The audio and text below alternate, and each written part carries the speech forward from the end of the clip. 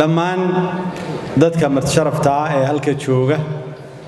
xubnaha kala duwan title kasta ay leeyihiin xildhibaanka u horeeyo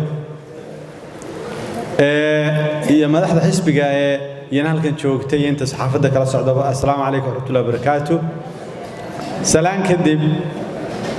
waxaan runtii aad ugu faraxsanahay sida qiimaha leh ee halkan beeshan aloosan ay noogu timi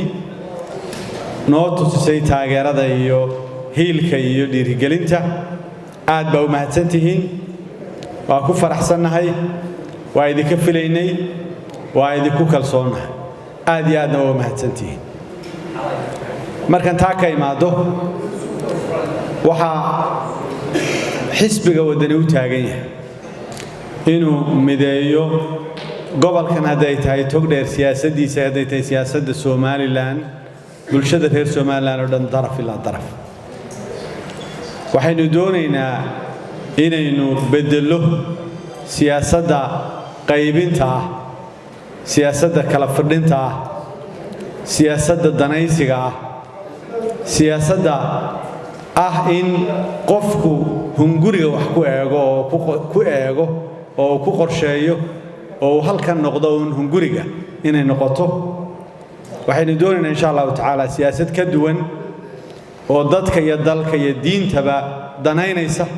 oo dhisaysa oo kobcinaysa oo korinaysa oo ilaalinaysa biidnillaahi taala waxaan leenahay kaasaan doonaynaa inay dadku codka nagu siiyaan kaasaan doonaynaa inay ku doorataan kaasaan doonaynaa inay nagu taageertaan ay isku kay garab taagtaan haddii Allah ka dhigo waxa muuqata xisbiga xukuumadda warwarka soo food saaray maalintii hore soo aniga laga ma hadlayno labanahay gudoomiye xisbiga looga yeeray si ay dhiida bal hadda u fiirso dhar waqtigii maanta waa aragteeno hudheelkan aynu joogno beeshii ka horeysay halkan noogu timaada askar baa la soo duldhigay waxa leeyahay maxay idin la shiraya bal hadda u fiirsada maxay idin la shiraya diyaarintu way soo dhaaftay halkii hore waa arjuuqde maxay idin la shirayaane idin taageeraya de marka qabqabtaay baa ka dhacaysay bal idin kor marka baxaysan halka iska ilaaliya xukuumadii way dawaqdayo way idinka arkayo way dawaqdayo mashkiladu ma aha inanka halka joogay ama ciidanka ama barasaabka ma aha mashkiladu ciidamada booliskana ma aha inamadana ma aha waa qolo Hargeysa joogta dabada ka wado ka xanaaqsan dadka reer wadani iyo dadkii kulmiye shalay taageerayay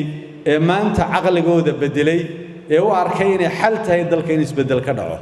ee ka mid yihiin ee garateen in qofna la soo khasbin qof walba garashadiisa iyo aragtidiisa uu ku gartay tiibay ka xanaaqsan yihiin waar